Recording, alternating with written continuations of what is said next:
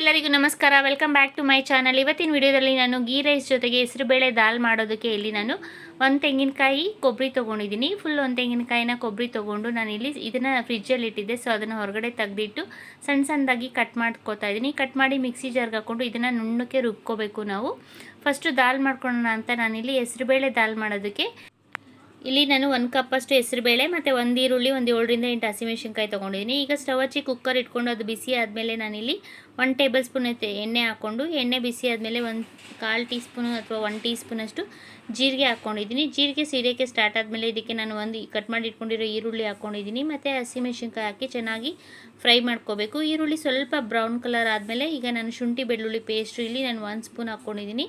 ಹಾಕಿ ಅದು ಹಸಿ ವಾಸನೆವರೆಗೂ ಹುರ್ಕೊಂಡಾದ್ಮೇಲೆ ನಾವು ತೊಳೆದಿಟ್ಕೊಂಡಿರೋ ಹೆಸರುಬೇಳೆನ ಹಾಕೋತಾ ಇದ್ದೀನಿ. ನಾನು ಇಲ್ಲಿ 1 ಕಪ್ಪಷ್ಟು ಹೆಸರುಬೇಳೆನ ತೊಳೆದಿಟ್ಕೊಂಡಿದ್ದೆ. ಸೊ ಅದನ್ನು ಹಾಕ್ಕೊಂಡು ಸ್ವಲ್ಪ ಹೊತ್ತು ಆಯಿಲಲ್ಲಿ ಮಾಡ್ಕೋತಾ ಇದ್ದೀನಿ. ಫ್ರೈ ಮಾಡ್ಕೊಂಡಾದ್ಮೇಲೆ ಇದಕ್ಕೆ ಒಂದು ಸ್ವಲ್ಪ ಕೊತ್ತಂಬರಿ ಸೊಪ್ಪು ಮತ್ತು ಅರಿಶಿನ ಪುಡಿ ಹಾಕಿ ಚೆನ್ನಾಗಿ ಮಿಕ್ಸ್ ಮಾಡಿ ಆದಮೇಲೆ ಬೇಳೆ ಬೇಯೋಷ್ಟು ನೀರು ಹಾಕ್ಕೋತಾ ಇದ್ದೀನಿ ಕುಕ್ಕರ್ಗೆ. ನಾವು ಕುಕ್ಕರಲ್ಲಿ ಮಾಡೋದ್ರಿಂದ ಬೇಗ ಬೇಳೆ ಬೇಯುತ್ತೆ ಅಂತ ನಾನು ಕುಕ್ಕರಲ್ಲಿ ಮಾಡ್ಕೋತಾ ಇದ್ದೀನಿ. ನಾವು ಬೇಕಾದ್ರೆ ಇದನ್ನು ಪಾತ್ರೆನಲ್ಲೂ ಸಹ ಮಾಡ್ಕೋಬೋದು.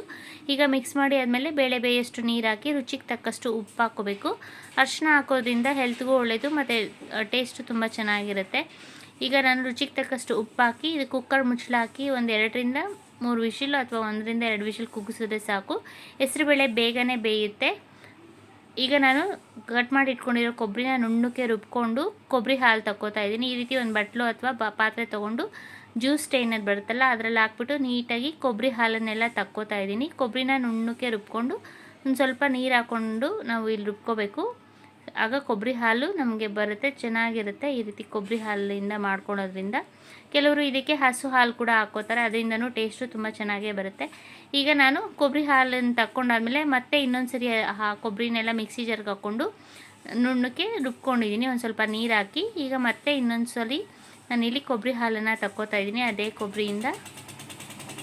ಈ ರೀತಿ ನಾನು ಒಂದು 2 ಸರಿ ಮಾಡ್ಕೊಂಡಿದ್ದೀನಿ ಅಷ್ಟೇ. ಇಲ್ಲಿ ನಾನು ಒಂದು ಫುಲ್ ತೆಂಗಿನಕಾಯಿನ ತೊಗೊಂಡಿದ್ದೀನಿ.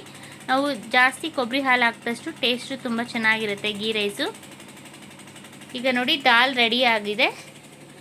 ಒಂದು 2 ವಿಶಿಲ್ ಕೂಗಿದ್ಮೇಲೆ ದಾಲು ಬೆಂದಿದೆಯಾ ಅಂತ ಒಂದು ಸರಿ ಚೆಕ್ ಮಾಡಿಕೊಂಡು ಕುಕ್ಕರಿಂದ ಪಾತ್ರೆಗೆ ಹಾಕ್ಕೊಂಡು ಇದನ್ನು ಒಂದು 2 ನಿಮಿಷ ಅಥವಾ ಒಂದು 5 ನಿಮಿಷ ಚೆನ್ನಾಗಿ ಕುದಿಸ್ಕೋಬೇಕು. ರೆಡಿ ನಾವು ಕುಕ್ಕರಲ್ಲಿ ಬೇಳೆ ಬೇಯಿಸ್ಕೊಂಡಿರೋದ್ರಿಂದ ಸುಮ್ಮನೆ 1 ಕುದಿ ಬರೋವರೆಗೂ ಕುದಿಸ್ಕೊಂಡ್ರೆ ಸಾಕು. ಹೆಸರುಬೇಳೆ ದಾಲ್ ರೆಡಿ ಆಗುತ್ತೆ.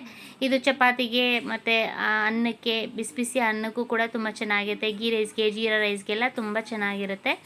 ಈಗ ನಾನು ಸ್ಟವ್ ಹಚ್ಚಿ ಕುಕ್ಕರ್ ಇಟ್ಕೊಂಡು ಇದಕ್ಕೆ ನಾನಿಲ್ಲಿ ಒಂದು ಅರ್ಧ ಕಪ್ಪಷ್ಟು ತುಪ್ಪ ಹಾಕ್ಕೋತಾ ಇದ್ದೀನಿ. ಗೀ ರೈಸ್ಗೆ ತುಪ್ಪ ಜಾಸ್ತಿ ಹಾಕೋದ್ರಿಂದ ಟೇಸ್ಟು ಸಹ ತುಂಬ ಚೆನ್ನಾಗಿರುತ್ತೆ. ನಾನೊಂದು ಚಿಕ್ಕ ಕಪ್ಪಲ್ಲಿ ಅರ್ಧ ಕಪ್ಪಷ್ಟು ತುಪ್ಪ ಹಾಕ್ಕೊಂಡಿದ್ದೀನಿ. ತುಪ್ಪ ಇಲ್ಲಾಂದರೆ ನಾವು ಅರ್ಧ ತುಪ್ಪ ಅಥವಾ ಅರ್ಧ ಎಣ್ಣೆ ಕೂಡ ಹಾಕ್ಕೋಬೋದು. ಬರೀ ಎಣ್ಣೆನಲ್ಲೂ ಸಹ ಮಾಡ್ಕೋಬೋದು. ಈಗ ನಾನು ಇದಕ್ಕೆ ಚಕ್ಕೆ, ಲವಂಗ ಮತ್ತು ಒಂದು ಸ್ವಲ್ಪ ಸೋಂಪು ಹಾಕ್ಕೊಂಡಿದ್ದೀನಿ ಮತ್ತು ಒಂದು 2 ಏಲಕ್ಕಿ, 2 ರಿಂದ 3 ಏಲಕ್ಕಿ ಹಾಕ್ಕೊಂಡು ನಂದು ದ್ರಾಕ್ಷಿ ಗೋಡಂಬಿ ಹಾಕಿ ತುಪ್ಪದಲ್ಲಿ ಹುರ್ಕೋತಾ ಇದ್ದೀನಿ.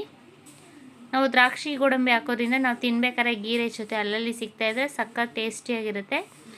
ಸೊ ಈಗ ದ್ರಾಕ್ಷಿ ಗೋಡಂಬಿನ ಹುರ್ಕೊಂಡಾದ್ಮೇಲೆ ತುಪ್ಪದಲ್ಲಿ ಈಗ ನಾನು ಇಲ್ಲಿ ಒಂದು 4 ಹಸಿಮೆಣಸಿನ್ಕಾಯಿನ ಸಣ್ಣ ಸಣ್ಣಕ್ಕೆ ಉದ್ದಕ್ಕೆ ಕಟ್ ಮಾಡ್ಕೊಂಡಿದ್ದೆ. ಅದನ್ನು ಹಾಕಿ ಸ್ವಲ್ಪ ಹೊತ್ತು ತುಪ್ಪದಲ್ಲಿ ಫ್ರೈ ಮಾಡ್ಕೋತಾ ಇದ್ದೀನಿ.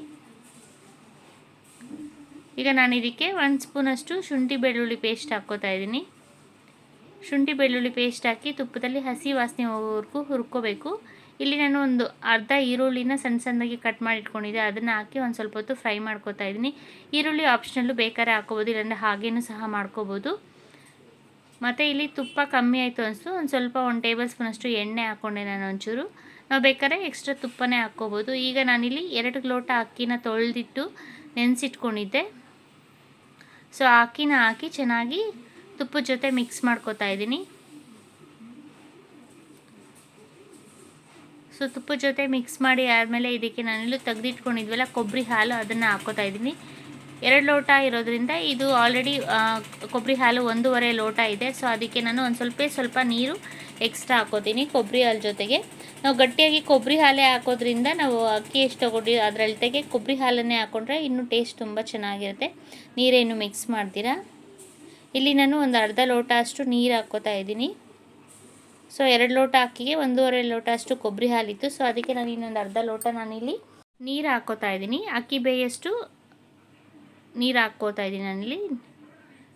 ಈ ರೀತಿ ನಾವು ಕೊಬ್ಬರಿ ಹಾಲಿಂದ ಮಾಡ್ಕೊಳ್ಳೋದ್ರಿಂದ ಸಖತ್ ಟೇಸ್ಟಿಯಾಗಿರುತ್ತೆ. ಕೆಲವರು ಇದಕ್ಕೆ ಹಸು ಹಾಲನ್ನು ಹಾಕಿ ಸಹ ಮಾಡ್ಕೋತಾರೆ, ಅದು ತುಂಬ ಟೇಸ್ಟ್ ಚೆನ್ನಾಗೇ ಬರುತ್ತೆ. ಈಗ ಕುಕ್ಕರ್ ಮುಚ್ಚಳ ಹಾಕಿ 1 ವಿಷಿಲ್ಲು ಅಥವಾ 2 ವಿಷಿಲ್ ಕೂಗಿಸ್ಕೊಂಡ್ರೆ ಸಾಕು, ಗೀ ರೈಸ್ ರೆಡಿ ಆಗುತ್ತೆ.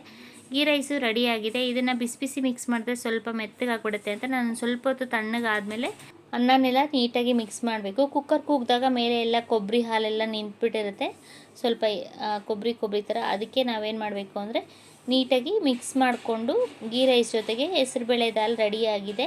ಸೊ ನಾನು ಮಾಡೋ ವಿಡಿಯೋಸ್ ನಿಮ್ಗೆ ಇಷ್ಟ ಆದರೆ ಪ್ಲೀಸ್ ಲೈಕ್ ಮಾಡಿ, ಶೇರ್ ಮಾಡಿ, ಸಬ್ಸ್ಕ್ರೈಬ್ ಮಾಡಿ ಮತ್ತು ಕಮೆಂಟ್ ಮಾಡಿ. Thanks for watching.